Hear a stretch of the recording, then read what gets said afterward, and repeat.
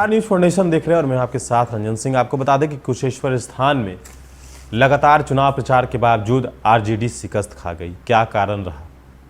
आपको बता दें कि लालू प्रसाद यादव भी अंतिम दिन चुनाव प्रचार में दोनों जगह गए, तारापुर भी गए और कुशेश्वर स्थान भी गए।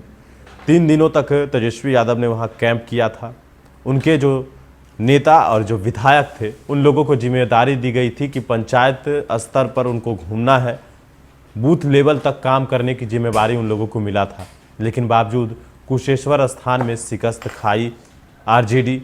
क्या कारण है, इसी पर भी हम चर्चा करने वाले हैं। आपको इसकी जानकारी हम विस्तार से देते हैं। बिहार विधानसभा उपचुनाव के नतीजे आ गए हैं और इसमें कुशेश्वर स्थान जेडीयू ने जीत हासिल की।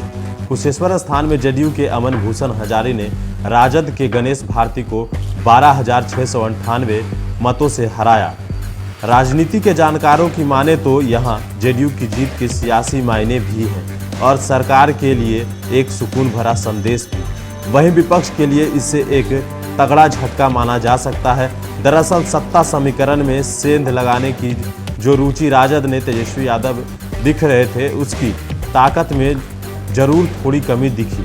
सूबे में इस जीत हार के सियासी गुना भाग के बीच जेडीयू की जीत और राजद के हार के कई कारण हैं। कुशेश्वर स्थान में जेडीयू की जीत के कई कारण हैं, लेकिन इनमें एक महत्वपूर्ण वजह दिवंगत विधायक शशि भूषण हजारी के बेटे अमन भूषण हजारी के प्रति लोगों ने सहानुभूति रही। यही वजह रही कि 59,000 से भी अधिक वोट मिले। दरअसल जेडीयू की सिटिंग सीट भी थी, इसीलिए जेडीयू के लिए यह जीत बेहद जरूरी थी। बहुत दमदार कैंडिडेट नहीं होने के बावजूद यहां जेडीयू की जीत से यह जरूर साबित हो गया कि पार्टी के प्रति अभी उतनी एंटी इनकम्बेंसी नहीं है। नीतीश कुमार की महिलाओं के बीच लोकप्रियता भी मानी जाती है। कुशेश्वर स्थान में 49% वोटिंग हुई थी। कुशेश्वर स्थान में पुरुषों ने 48% और महिलाओं ने 50% वोट दिया था। महिला वोटरों के बारे में ऐसे ही कहा जाता है कि बिहार में शराबबंदी के बाद महिला मतदाताओं में पहली पसंद नीतीश कुमार की है। कहा जाता है कि पुरुष वर्ग भले ही राजद को वोट दिया हो, लेकिन अधिकांश महिलाओं ने वोट नीतीश कुमार की पार्टी को ही मिले। सरकार के विकास कार्यों पर यकीन भी एक बड़ी वजह कही जा रही है। दरअसल कुशेश्वर स्थान का आधे से अधिक इलाका सालों भर पानी में डूबा रहता है।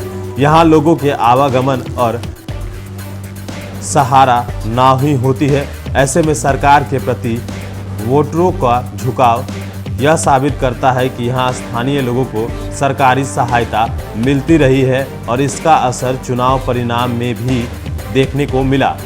बड़ी वजह यह भी रही कि कुल 1,30,000 गिरे वोटों में से राजद कांग्रेस की लड़ाई में जेडीयू प्रत्याशी अमन भूषण हजारी 12,698 मतों से जीते। अमन भूषण हजारी को 59,882 मत मिले, जबकि राजद के गणेश भारती को 47,184 वोट मिले।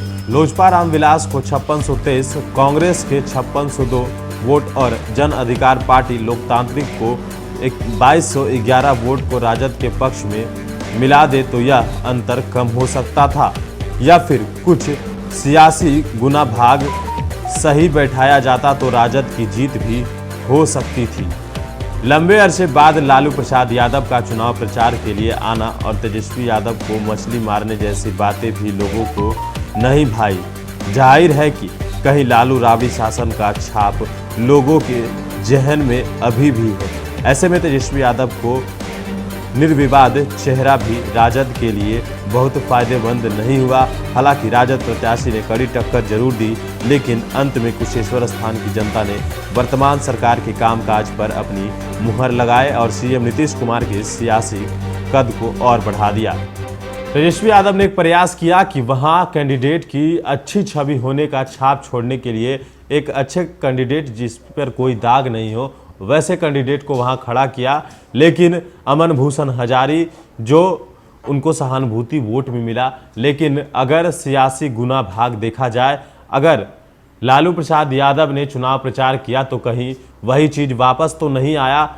इस कई तरह के सवाल थे, कई तरह के बात कहे जा रहे हैं सियासी गलियारों में। जहां कुशेश्वर स्थान में चुनाव जीता है जेडीयू, तो कहीं ना कहीं सरकार के कामकाज को भी भुनाया जा रहा है। कहा जा रहा है कि तमाम जो इलाका है कुशेश्वर स्थान का वो ज़्यादातर बाढ़ के में प्रभावित होता है और ऐसे में नाव का ही उन्हें सहारा मिलता है। सरकार की जो सुविधाएं हैं वो कहीं ना कहीं उन्हें मिली है, इसीलिए शायद सरकार को फिर से मौका एक बार उन्होंने दिया है। कुशेश्वर स्थान की जनता ने जेडीयू को जिताया तो कहीं ना कहीं सरकार के कामकाज को सराहा है। आखिरकार जब आरजेडी भी कड़े शिकस्त में थी, लगातार चुनाव प्रचार भी किया, बावजूद अगर आरजेडी हारी तो कहीं ना कहीं सरकार ने वहां काम जरूर किए हैं। बने रहिए न्यूज़ 4 नेशन के साथ और भी अपडेट्स देंगे।